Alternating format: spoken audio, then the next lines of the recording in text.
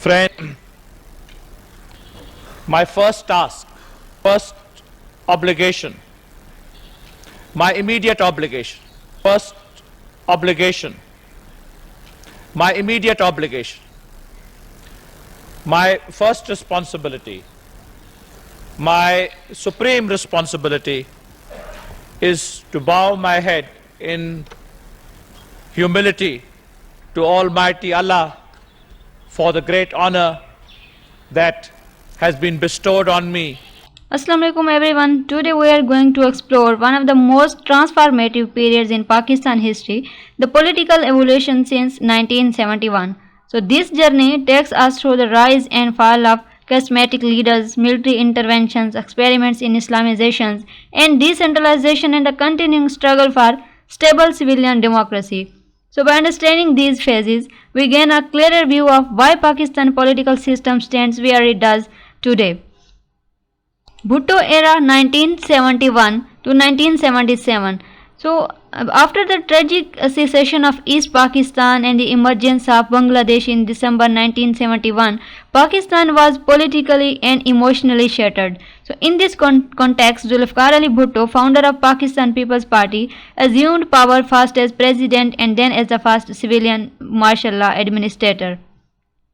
Key features of Bhutto era are constitutions of 1973, economic policies, land reforms, populist appeal, and authoritarian tilt. So, Constitution of 1973, the most significant achievement introducing a parliamentary system, federalism, and Islamic provisions that are still central today.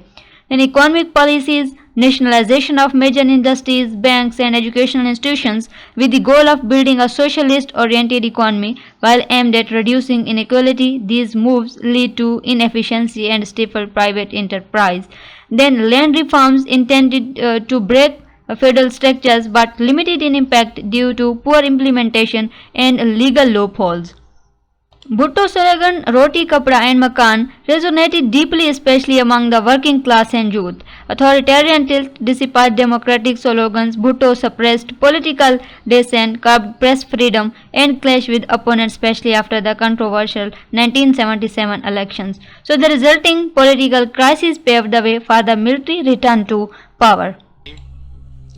नामदहु नसल्ली अला रसूल अल करीम ख़वातीन व हज़रात अस्सलामु अलैकुम। मैं आज इस अजीम मुल्क की अजीम कौम से खिताब करने का एजाज़ हासिल करते हुए अल्लाह ताला का तहे दिल से शुक्रगुजार हूँ। ये तो आपको मालूम ही हो चुका होगा कि जनाब जुल्फ़िकार अली भुट्टो की हुकूमत ख़त्म हो चुकी है और उसकी जगह एक अबूरी हुकूमत कायम की गई है। ज़ियाउल हक Islamizations 1977 to 1988. The military and religion. General Muhammad Ziaul Haq overthrew Bhutto in a coup on 5th July 1977, citing election rigging and unrest.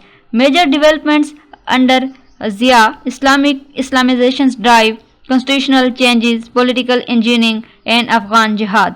So, introduction of Hudud ordinances, zakat and social systems, establishment of Shariat courts, and the promotion of Islamic banking. This reshaped Pakistan's legal and social landscape. Constitutional changes are the controversial 8th Amendment granted sweeping powers to the president, undermining parliamentary supremacy. Then political engineering, Zia banned political parties initially, then supported non-party based elections in 1985 to bring forward a controlled civilian setup. Afghan Jihad. Pakistan under Zia became a frontline state in the Cold War. US and aid flowed, but the influx of weapons and radical ideology had long-term implications for security and society. Zia's sudden death in a plane crash in 1988 led to the revival of civilian politics. Then return to the civilian role. 1988-1999, democratic hopes and instability. So this period saw alternating governments of Benazir Bhutto and Nawaz Sharif. Challenges during these years: frequent dismissals of governments under Article 58(2)(b) by Presidents Ghulam Ishaq Khan and later Farooq Lagari. Economic crisis, corruption allegations, and power struggles between the Prime Minister and President as well as with the military. Despite flaws, there was a media growth, increased civil society activity, and attempt to normalize relations with neighbors. However, institutional instability prevented the deepening of democracy. My dear countrymen, Assalamu alaikum. You are all aware of the kind of turmoil and uncertainty that our country has gone through in recent times. Not only have all the institutions been played around with and systematically destroyed, the economy too is in a state of collapse. We are also aware of the self-serving policies being followed, which have rocked the very foundation of the Federation of Pakistan. Musharraf era and devolution 1999 to 2008 controlled democracy. On 12 October 1999, General Pervez Musharraf outs Nawaz Sharif citing governance failure. Key aspects of Musharraf's rule are devolution plan 2001 created elected local governments under the local government ordinance aiming to empower grassroots decision making.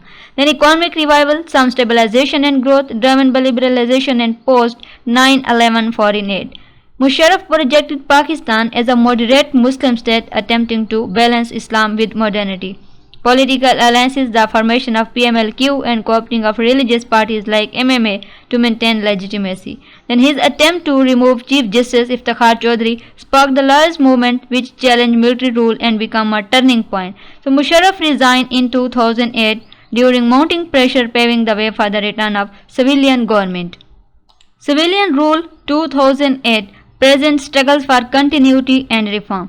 Key turns since 2008. Transition of power for the first time. An elected government, People's Party 2008 to 2013 completed its term and transferred power democratically to PMLN 2013 to 2018 and later to PTI 2018 to 2022. After the PTI government faced a no confidence motion in 2022, a coalition led by PDM, Pakistan Democratic Movement, formed the government 2022 to 2023.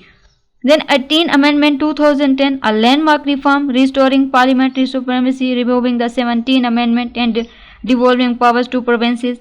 Judicial activism, courts become assertive, sometimes criticized for overreach. Security challenges like terrorism, extremism and sectarian violence required military operations like Zarb Azb and Raddul Fasad. Civil-military relations, while civilian rule continued, tensions persisted between elected governments and the military establishment. Then developments after 2018, PTI government promoted an anti-corruption agenda and launched social welfare programs like Ehsaas. However, it struggled with economic instability, rising inflation and growing friction with military, once seen as its key backer.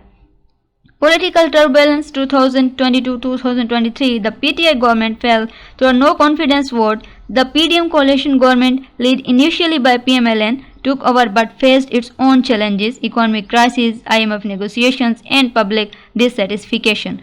From 2023 to 2025, the civil-military relationships entered a new phase of visible military influence over politics, often described as a hybrid or civil-military governance model. Political polarizations deepened and crackdown on dissent intensified. The military establishment played a decisive role in shaping electoral outcomes and governance priorities, raising concerns over democratic backsliding. Since 2008, Pakistan has seen democratic milestones and major constitutional reform, but continues to grapple with enduring structural issues, economic instability, security threats, and uneasy balance of power between civilian governments and the military. So recent years highlight how the promise of civilian supremacy remains fragile in the face of persistent institutional tensions. So in summary, the political evolution of Pakistan since 1971 reflects a constant tug-of-war between democratic aspirations and authoritarian tendencies, between centralization and devolution, and between secular and Islamic visions of the state. While the journey has been marked by setbacks, crises and repeated military interventions, there have also been notable achievements: the 1973 Constitution, the 18th Amendment, and a gradual strengthening of civil society and democratic norms. So understanding this evolution is crucial for NECS aspirants and for all citizens as Pakistan continues its quest for a truly democratic, inclusive and stable political system.